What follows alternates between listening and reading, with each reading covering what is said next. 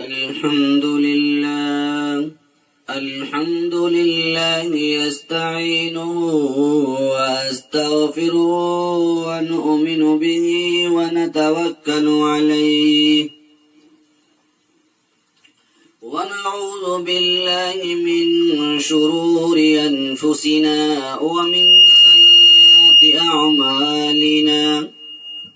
ومن سيئات أعمالنا من يهدي الله فلا مضل له ومن يضلله فلا هادي له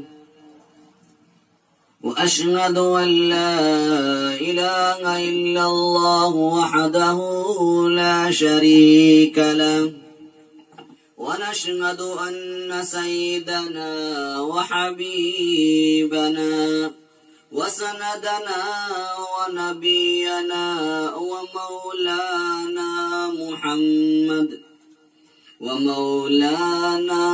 محمدا عبده ورسوله.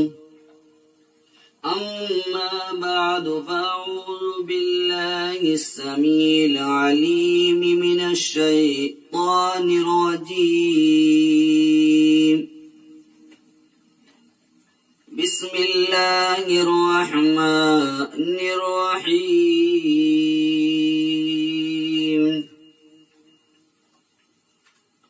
وأنكحوا الأيام منكم والصالحين من عبادكم وإمائكم.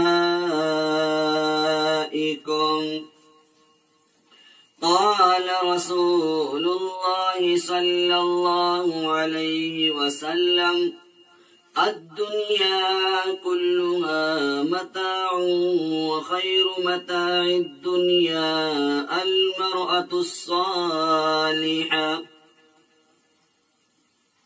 وقال رسول الله صلى الله عليه وسلم: النكاح من سنتي فمن رغب عن سنتي فليس مني، أو كما قال عليه الصلاة والسلام.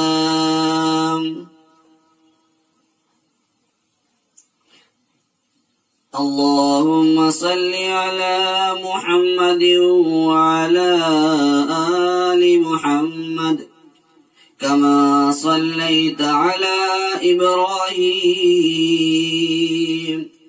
وعلى آل إبراهيم إنك حميد مجيد. اللهم بارك على محمد وعلى آل محمد كما باركت على إبراهيم وعلى آل إبراهيم إنك حميد مجيد.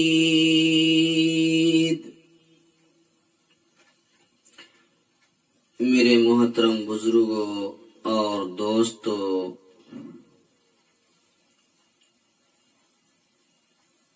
بڑی خوشی کی بات ہے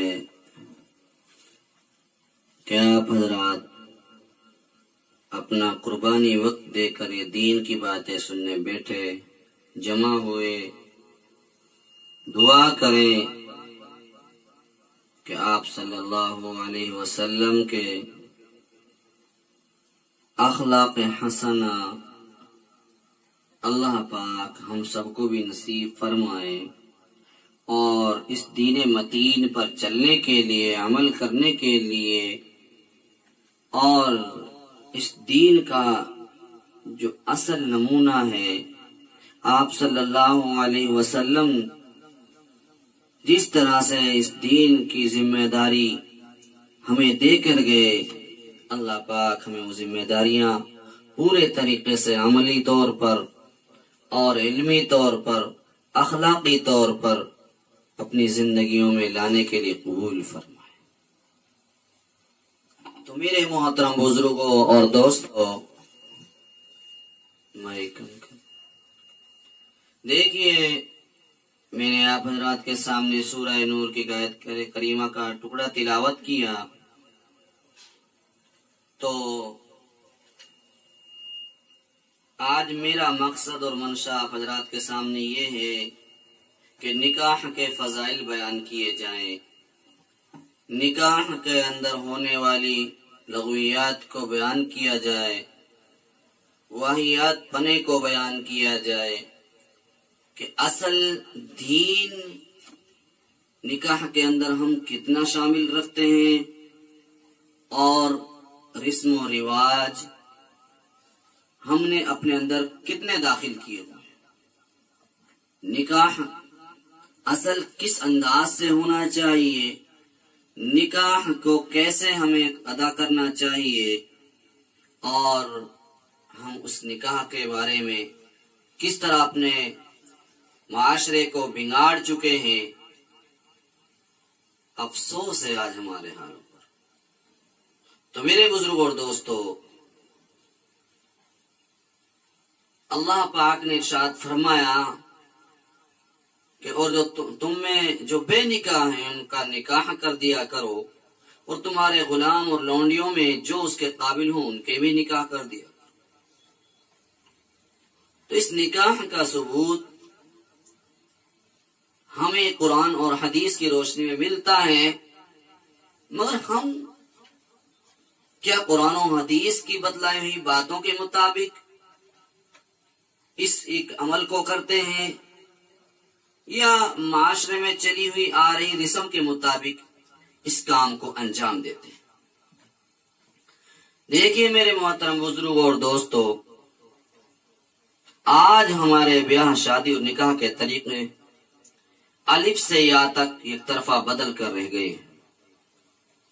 آج ہم لوگ اصلاح معاشرہ کا دعویٰ ضرور کرتے ہیں، اصلاح معاشرہ کی تنظیمیں، اسکیمیں بڑے شوق سے ذوق سے پیش کر دیتے ہیں اور سمجھتے ہیں کہ ہم اس معاملے کو پورا نبھا بھی رہے، مگر افسوس ہے کہ جب ہماری یہ چند مہینوں میں یہ ساری اسکیمیں کاغذی بن کر رہ جاتی ہیں، خود اصلاح معاشرہ کے ذمہ دار لوگ نکاح اور شادی کے سلسلہ میں اصلاحی پہلوؤں کو مد نظر نہیں رکھتے، اپنے بچوں کی شادیوں میں معقول خرچوں کا شکار ہو جاتے ہیں، اور اس دور حاضر کے اندر فضول خرچی کو، اسراف کو ایسے کر لیتے ہیں اور ٹال دیتے ہیں، یہ تو موجودہ دور کے تقاضے ہیں، پھر دل کھول کر فضول خرچیاں کرتے ہیں۔ اللہ معاف فرمائے۔ وائے ناکامی متائے کارواں جاتا رہا، وائے ناکامی متائے کارواں جاتا رہا، کارواں کے دل سے احساس زیاں جاتا رہا۔ میرے محترم بزرگ اور دوستو، ذرا غور کریں، اسلام کی نعمت جتنی ہے، اسلام کی نعمتوں میں سے ان نعمتوں میں سے ایک نعمت نکاح بھی ہے۔ نکاح سے معاشرے میں نکھار پیدا ہوتا ہے، طہارت اور پاکیزگی کے آثار کا ظہور ہوتا ہے۔ نکاح ایک ایسا بندھن ہے، ایسا معاہدہ ہے جس سے منسلک ہونے کے بعد معاشرہ بے شمار خوبیوں سے آراستہ ہو جاتا ہے، اور آوارگی والی زندگی، جنسی بھیڑیوں والی زندگی، فساد کا گزرا ہوا وقت اب ٹوٹ چکا ہوتا ہے، گویا کہ فساد کا ایک الہ ہے جو منہدم ہو جاتا ہے۔ عصمت و پاکیزگی، شرم و حیا جنم لیتے ہوئے حالات گزر رہے ہوتے ہیں، مگر جب جو ہی نکاح ہو جاتا ہے اب ساری سنگینیاں ختم ہو جاتی ہیں۔ آپ نے دیکھا ہوگا، سنتے ہوگے، اخبارات میں پڑھتے ہوگے، اس وقت پوری دنیا میں مرد و عورت کا آزادانہ اختلاط سنگین صورت اختیار کر گیا۔ پورا یورپ اس مرض میں مبتلا ہے، اور اس مبتلا ہونے کی وجہ سے گھرانہ سکون، اور باہمی اطمینان سے بالکل عاری ہو چکا ہے۔ عورت کی آزادی اور اس کا مادر پدر آزاد ہو کر مردوں سے اختلاط پوری دنیا کو بدبودار کر چکا ہے، غلیظ کر چکا ہے۔ نسب اور حسب کے سلسلے منقطع ہو چکے ہیں، باپ بیٹے بہن بھائی کی تمیز ختم ہو چکی ہے، حلال اور حرام کے فاصلے ختم ہو چکے ہیں۔ جنسی بھوک نے شرم و حیا اور شرافت و اخلاق کو بھسم کر کے رکھ دیا۔ حیوانوں سے بدتر زندگی انسان اپنا چکا ہے، اور نہ جانے یہ ہلاکت اور تباہی کا سیلاب کہاں جا کر رکے گا۔ میرے محترم بزرگ اور دوستو، نکاح سے عفت آتی ہے۔ آپ نے سنا ہوگا، آپ بھی شادیوں میں جاتے ہوگے، اپنے اسلاف کو دیکھو، اپنے اکابر کو دیکھو، اپنے بزرگوں کو دیکھو، کیسے گھروں کے اندر سکون کے ماحول تھے۔ جب مرد و عورت جو بے لگام ہو چکے تھے، جن کی جنسی آوارگی سے پورا کا پورا ماحول جہنم کی طرح بن چکا تھا، نکاح کی سنت نے آج آپ دیکھتے ہو تمام کے تمام ماحول کو بدل کر رکھ دیا۔ برائی سر پیٹ کے رہ گئی، عورت کو فتنہ کے بجائے رحمت بنایا، بلکہ عورت کو ایک ایسا بلند اور بے مثال مقام عطا فرمایا کہ اسلام کے سوا اس کی نظیر دنیا کے کسی نظام یا ماحول میں نظر نہیں۔ اور میں دعویٰ سے کہہ سکتا ہوں کہ آج دنیا میں عورت کے وجود سے جو سکون اور اطمینان اور عفت و عصمت کا ماحول نظر آتا ہے، وہ سب اسلام کی برکات کا نتیجہ ہے، اسلام کی دین ہے۔ اس لیے اسلام نے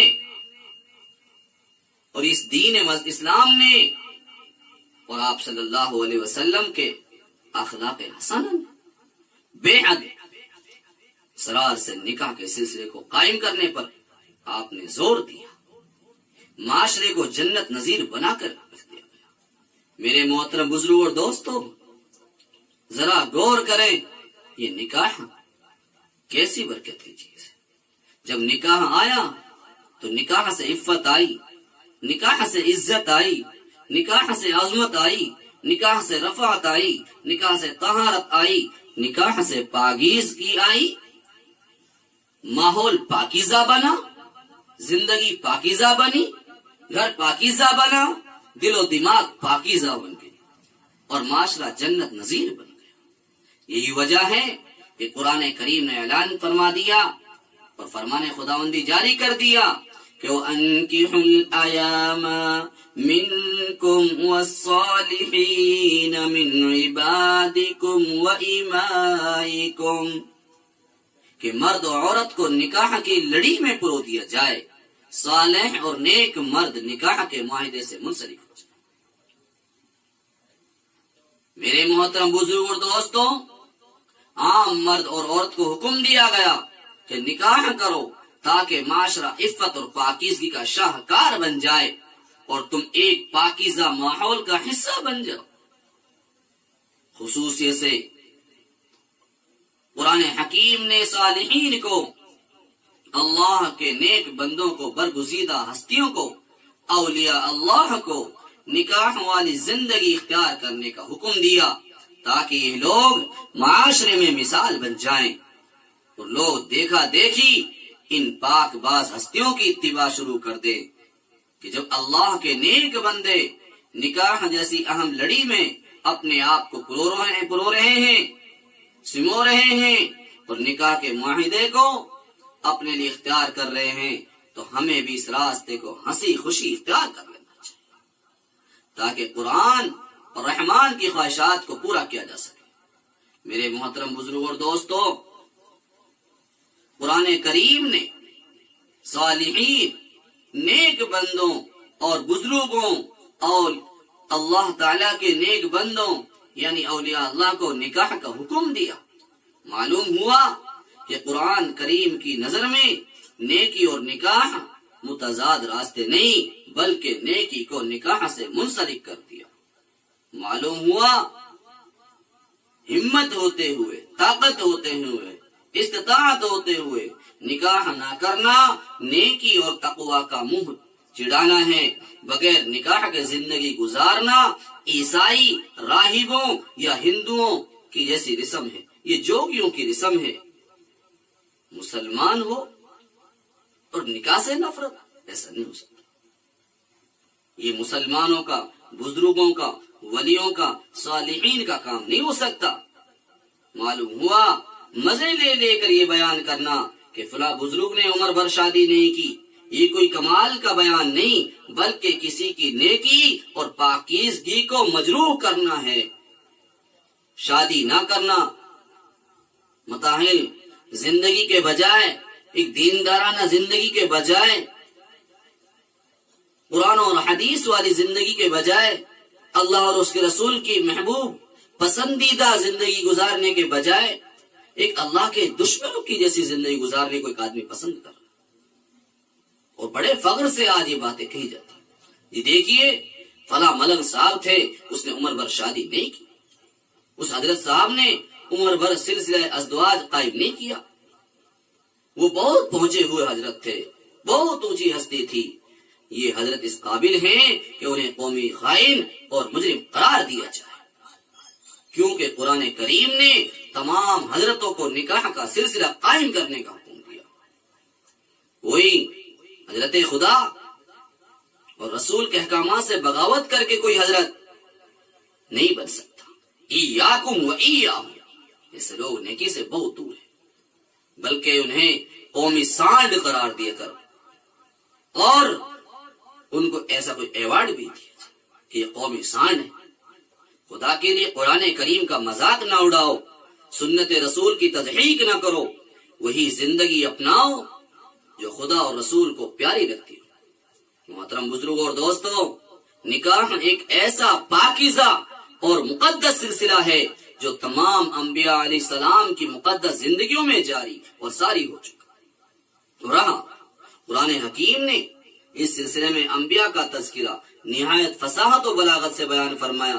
قرآن کریم میں موجود ہے، فرمایا وَلَقَدْ أَرْسَلْنَا رُسُلًا مِّن قَبْلِكَ وَجَعَلْنَا لَهُمْ أَزْوَاجًا وَذُرِّيَّةً۔ سورہ رعد، اللہ تعالیٰ فرماتا ہے سورہ رعد کے اندر کہ یقیناً ہم نے آپ سے پہلے بہت سے رسول بھیجے اور ہم نے ان کو بیویاں اور بچے بھی دیے۔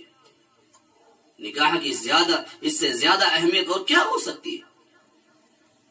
یہ بیوقوفوں کی زندگی، ہجڑوں کی زندگی، اور اپنے آپ کو بڑے ہوشیار سمجھتے ہیں۔ ذرا غور کرے کہ آیتوں سے کیا ثبوت ملتا ہے، اس سے بڑا اور کیا ثبوت ہو سکتا ہے؟ اللہ تعالیٰ نے بطور خاص بیان فرمایا کہ ہم نے انبیاء سابقین کو اہل اولاد جیسی زندگی نعمت سے سرفراز فرمایا۔ بیوی بچے چھوٹا مدرسہ ہوتے ہیں، خاوند اور باپ اس مدرسہ کا پرنسپل ہوتا ہے، وہ اپنی تمام صلاحیتیں اور توانائیاں اور اپنی خوبیاں ان کی تربیت اور اصلاح پر خرچ کرتا ہے، قربان کرتا ہے۔ اس سے اسے باہر کی دنیا میں کام کرنے کا اندازہ ہوتا ہے، اور وہ اس کے پیش نظر بہت سی حکیمانہ باتیں اور روحانی نقشے تیار کرتا ہے جو اسے گھر کے باہر کام دیتے ہیں۔ ویسے بھی ایک مرد صالح کے لیے اس کی صالحہ بیوی بہت سے مسائل کے لیے مددگار ہوتی ہے۔ مرد مردوں میں کھل کر بات کہتا ہے تو اس کی نیک بیوی اپنے خاوند کے مشن کو عورتوں میں آگے بڑھاتی ہے۔ اسی طرح نیک اولاد بھی اللہ کی رحمت بن کر اپنے والد کے مشن کے لیے بہت ہی معاون ہوتی ہے، مددگار ثابت ہوتی ہے۔ اسی لیے خاوند کے لیے اللہ تعالی نے بڑی تعریفوں کا فیصلہ فرمایا الرجال قوامون علی النساء۔ تو میرے محترم بزرگ اور دوستوں، ذرا ان باتوں کو دل پر لیں اور ان قوم کے پٹھوں تک ان باتوں کو پہنچایا جائے جو آج ہمارے نبی محمد رسول اللہ صلی اللہ علیہ وسلم کی سنتوں سے کھلواڑ کرتے ہیں۔ آج نوجوان بچے بچیوں کو واہیات باتیں فلمی ایکٹروں کی باتیں اور ایسے قوم کو بگاڑ کر رکھ دینے والے بزدل لوگوں کی باتیں دکھا کر اور کہا جاتا ہے دیکھیے فلاں صاحب بڑے حضرت ہیں، شادی نہیں کی۔ میرے محترم بزرگ اور دوستوں، یہ شادی انسان کو ہزاروں برائیوں سے روکتی ہے۔ نکاح انسان کو پاکیزگی اور نکاح کو حیا عطا کرتا ہے۔ نکاح انسان کو عفت اور پاک بازی کا مجسمہ بناتا ہے۔ نکاح انبیاء علیہ السلام کی سنت ہے۔ میرے محترم بزرگ اور دوستوں، میں آج آپ کو بتاتا چلوں، نکاح کے 3 تحفے ہیں۔ سب سے پہلا تحفہ جس کے لیے آج ہم سب پریشان ہیں وہ سکون ہے۔ نکاح سے سکون حاصل ہوتا ہے، محبت ملتی ہے، رحمت اور شفقت ملتی ہے۔